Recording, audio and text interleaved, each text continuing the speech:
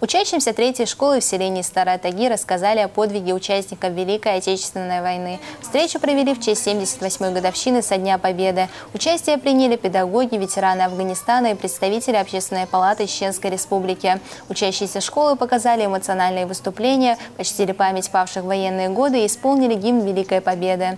Одним из направлений нашей организации является это духовно-нравственное воспитание, патриотическое воспитание подрастающего поколения.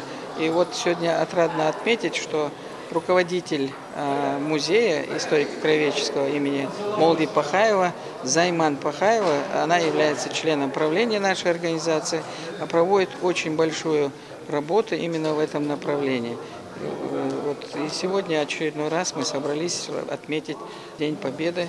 Организовали встречу представители историко-краеведческого музея имени Пахаева совместно с Союзом женщин России. Под конец выступления они вручили награды ветеранам Афганистана в честь 30-летия вывода советских войск с территории боевых действий.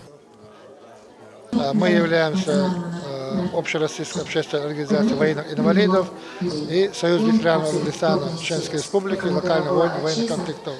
Мы постоянно поддерживаем все мероприятия, связанные с патриотикой, с духовным нравственным воспитанием нашей молодежи.